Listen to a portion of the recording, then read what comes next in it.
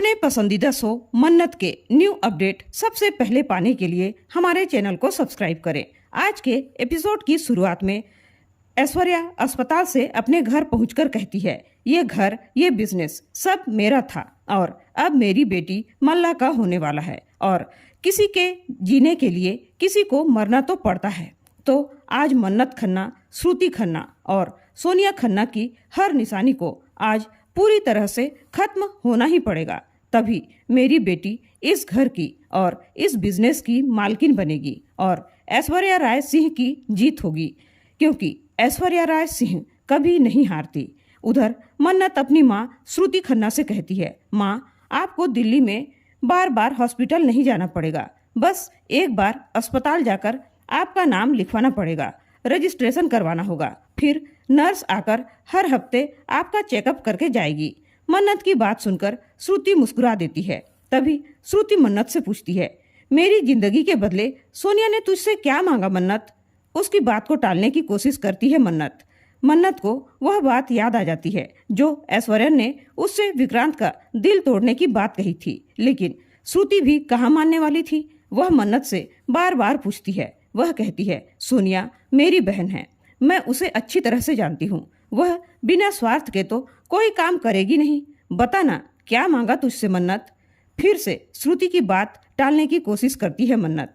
वह कहती है, अरे माँ कुछ भी तो नहीं मांगा, और वह पेपर उठाकर पढ़ने लगती है जिसके फ्रंट पेज पर मल्लिका और विक्रांत के शादी की खबर छपी हुई थी, जिसे पढ़कर मन्नत की आंखों में आंसू आ जाते हैं। उन्हें वह छुपाने की कोशिश करती है, लेकिन श्रुति तो उसकी माँ है, वह उसका चेहरा पढ़ लेती है और समझ जाती है कि सोनिया ने उससे क्या मांगा होगा और मन्नत का दिल किस तरह से टूटा होगा। उधर ऐश्वर्या शादी की तैयारी देखने जाती है, लेकिन वह उसे कुछ भी दिखाई नहीं देता। वह अपने नौकर को आवाज लगाती है और पूछती है कि यहाँ मंडप क्यों नहीं लगा अभी तक।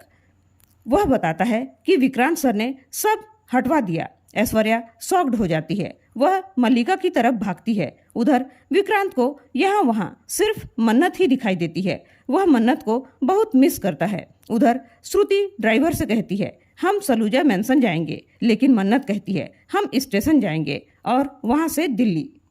फिर श्रुति कहती है, बेटा और तेरे दिल का क्या, उसे यहीं छोड़कर जाएगी? वह कहती है, मैंने तुझे भले ही जन्म नहीं दिया है, लेकिन तेरा चेहरा पढ़ सकती हूँ। विक्रांत और मल्लिका की शादी हो रही है, इसलिए तू दुखी है ना? मैं भी विक्रांत और तेरे बीच आ गई। अगर मेरी तबीयत खराब ना हुई होती तो आज तेरी शादी विक्रांत के साथ हो रही होती। मेरी जिंदगी की कीमत तूने अपने प्यार की कुर्बानी देकर दी है ना मन्नत कहती है, नहीं माँ ऐसी बात नहीं है। लेकिन श्रुति कहती है, नहीं मन्नत, सोनिया ने तुझसे अपने प्यार या अपनी माँ की जिंदगी में से किसी एक को चुनने के लिए कहा होगा ना? मैं उसे अच्छी तरह से जानती हूँ। तू उस समय मजबूर रही होगी, लेकिन मैं अब मजबूर नहीं हूँ।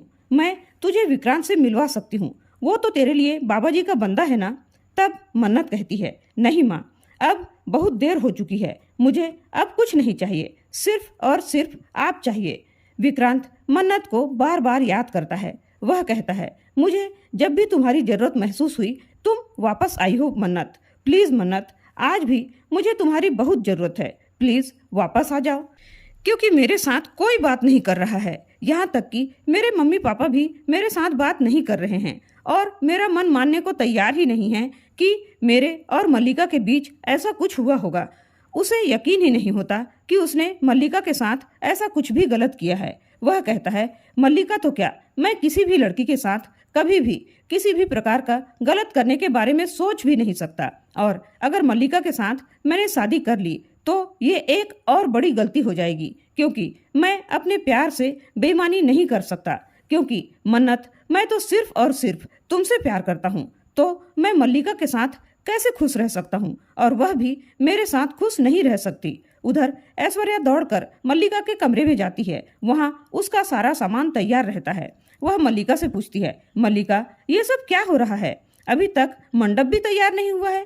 मल्लिका अपनी माँ के गले लग जाती है और वह सारी बातें बता देती है जो उस रात विक्रांत और उसके बीच हुई थी। वह बताती है कि विक्रांत अभी भी मन्नत से ही प्यार करता है माँ, मुझसे नहीं। ऐश्वर्या कहती है, प्यार तो गली के कुत्ते से भी हो जाता है मल्लिका, सबसे बेकार चीज प्यार है और सबसे इम्पोर्टेंट चीज है पैसा, जो एक सबसे अच्छी जिंदगी जीने के लिए जरूरी होती है। और शादी ऐसे इंसान से करनी चाहिए जो आपको ऐसो आराम की जिंदगी दे सके। और जब ऐसा इंसान मिल जाए ना, तो उसके लिए जो बन पड़े हर संभव प्रयास करके उसे पाने की कोशिश करनी चाहिए। तब मल्लिका को लगता है कि हाँ, उसने जो कुछ भी किया सही किया। उसके चेहरे में चमक आ जाती है और दोनों माँ बेटी हंसने लगती है। तभी मल्लिका की दादी वहाँ आ जाती है और अपनी बहू ऐश्वर्या को डांटती हुई कहती है, ऐश्वर्या, तुम्हें शर्म नहीं आती? तुम्हारी बेटी ने इतना बड़ा कांड कर दिया और उसे डांटने की बजाय उसके साथ हंस रही हो। तब मल्लिका अपनी दादी से कल रात के लिए माफी मांगती है तो दादी कहती है, वैसे सारी गलती तुम्हारी है ऐश्वर्या, तुमने अपनी बेटी को सही गलत में फर्क करना कभी सिखाया ही नहीं। तभी वहाँ गगन आ जाता है और वह गगन के साथ नीचे चली जाती है। तब गगन कहता है, आप जाओ माँ, मैं अभी आता हूँ। और वह ऐश्वर्या से कहता है, ये माँ तुम पर क्यों चिल्ला रही थी? तब ऐश्वर्या कहती है, ये कोई नई बात है क्या? और वह कोई बात नहीं बताती। तब गगन कहता है, वैसे कल रात तुम कहाँ थी ऐश्वर्या? ऐश्वर्या कहती है, मेरे लिए मेरी बेटी की शादी से बढ़कर और क्या काम हो सकता है? जाहिर सी बात है, मंदिर में थी और कहाँ रहूंगी। अपनी बेटी की खुशियों के लिए प्रार्थना कर रही थी और भगवान ने मेरी प्रार्थना सुन भी ली। गगन मन ही मन कहता है, अगर झूठ बोलने का कोई अवार्ड होता तो सबसे बड़ा अवार्ड तुझे ही मिलता ऐश्वर्या। देखते हैं तुम्हारी प्रार्थना सुनी है या नहीं, कहकर वह भी वहां से चला जाता है। मन्नत अपनी माँ से कहती है, माँ आप ठीक हो गई, इससे ज्यादा मुझे कुछ नहीं चाहिए। प्यार का क्या है, अगर किस्मत अच्छी रही तो आज नहीं तो कल मिल ही जाएगा। फिर मन्नत अपनी माँ से कहती है, माँ क्या मैं सोनिया खन्ना जैसी लालची स्वार्थी हूँ? श्रुति कहती है, नहीं, अगर तुमने अपने फायदे के लिए किसी का दिल दुखाया है तो वह गलत है, लेकिन अगर किसी की जान बचाने के लिए किसी का कुछ नुकसान हो भी गया तो वह गलत नहीं है।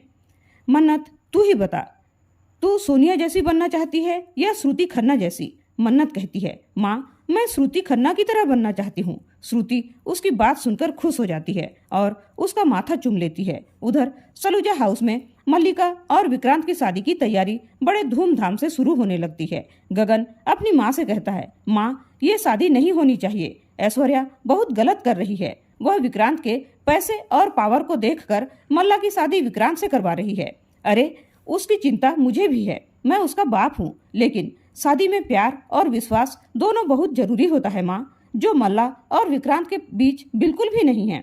तब उसकी माँ उससे कहती है, अरे ये शादी हो रही है तो हो जाने दे।